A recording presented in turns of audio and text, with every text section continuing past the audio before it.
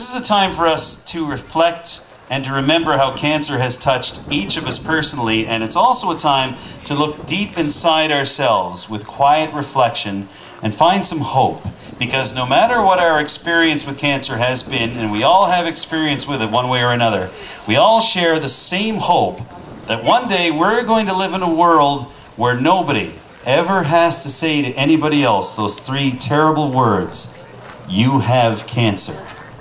The luminaries all around our track here tonight at Tamarack Education Centre represent a treasured relationship. Each of them has a name, and each of them has a cancer story to tell. Now this ceremony is going to let us remember and pay tribute in honor and in memory of all our loved ones. Earlier tonight, we celebrated all our survivors during the Survivors Victory Lap, and I've always said I've never been happier to see people in yellow t-shirts than I am during a Survivors Lap. It's wonderful. We celebrated because they've battled this disease and they're either winning or they've already won their fight. It's over and they won.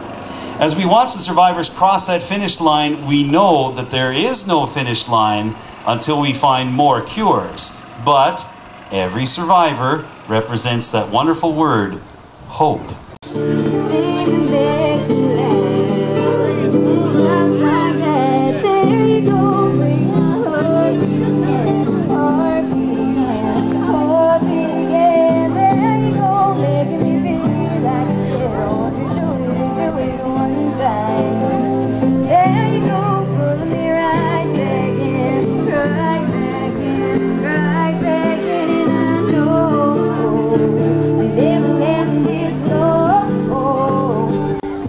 I am a mother, I am a sister, I am a woman, I am a daughter, I am a niece, I am an aunt, I am a teacher, I am a widow, I am a survivor. I believe that everyone has a story to tell about their journey in life, and so I would like to share my story that has taken place over the past 34 months since I was diagnosed with breast cancer. I will try to relate some of the experiences that I've dealt and continue to deal with and what I feel has taken me this far. I was aware that I could have a negative or a positive attitude through this journey. I felt if I was negative that I'd end up with sympathy and pity. To me, that would automatically pull everyone in my life down with me. I did not want that. So my frame of mind had to be positive, simply because I needed words of comfort, encouragement, hugs, laughter, and strength from them. I believe that there were 4 strong traits that kept me going day by day. I called them my 4 F's: faith, family, friends, and fantastic funny incidents. Faith. As your faith is strengthened, you will find that there is no longer the need to have a sense of control, that things will flow as they will, and that you will flow with them to your great delight and benefit. Emmanuel. I know that my journey could have been a lot worse. I'm grateful that I had the courage to accept it as it was and put my faith in God's hands and let all the doctors, nurses, and caregivers take me through it step by step so it wasn't so overwhelming. As soon as I had the surgery in September '08 in Edmonton, the first question I asked was if I could go home to Cape Breton for the treatments, not when I could go home. It was arranged, and within a month, I was home to start the recovery. I had 8 chemos in Antigonish, 16 radiations in Sydney, and 17 Herceptin treatments every 3 weeks in Antigonish for a year. I had 85 days of appointments in the year 2010. Some days were scheduled with 3 or 4 appointments, but I was home in Cape Breton and happy. I was blessed with no sickness after the chemos. I was tired and had no appetite, but I could handle that. My blood count did go down several times, once so low that I ended up in isolation in the hospital for 5 days just before Christmas. About a month later, I got an infection and was on an antibiotic that made me wired. I couldn't sleep, I was in pain all over.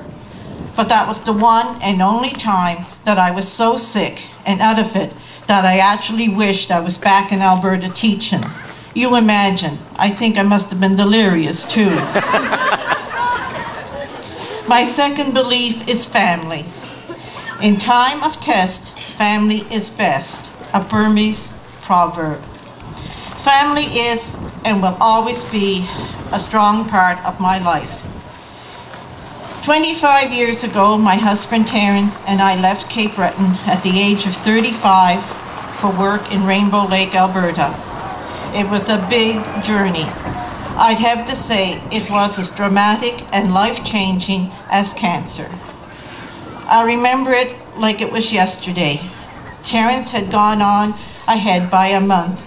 I followed with our 2 daughters, Nadine 5 and Lydia 2. That first night together, I cried, and Terence consoled me, hoping they were tears of joy, as we now started a journey far from friends and family. Tonight, I stand here alone without my husband Terence, who passed away in November 2009, a year after I was diagnosed. It's another journey, but this time my family and friends are all with me, and I'm home.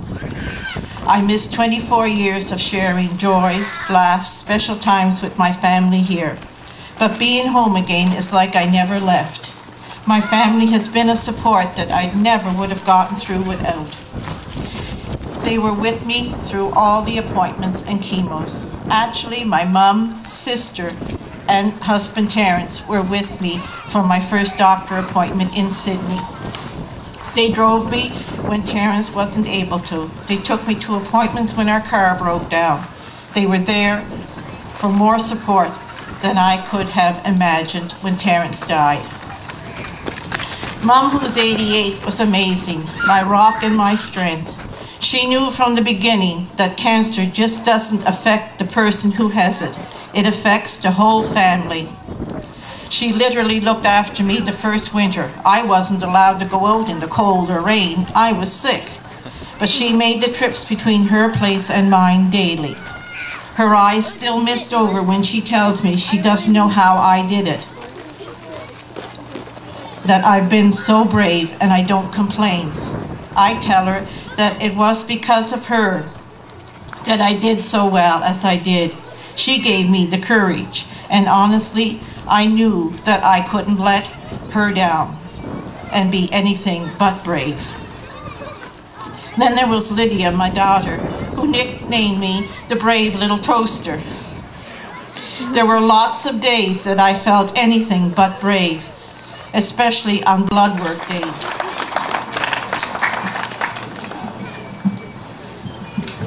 We ask John to come forward now as we remember cancer fighters. Tonight we light this candle in honor of those in our community who have faced cancer and are cancer survivors. You continue to show your courage and remind us all that life is for living.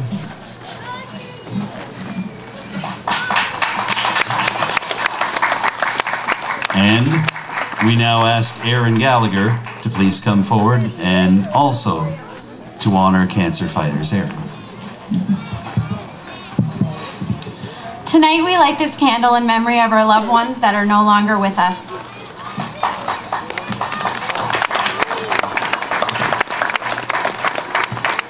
Now folks, these luminaries burn for everyone else to see, but they burn brightest in our hearts. We love them, we remember them, we celebrate them, and we fight back against this disease for them.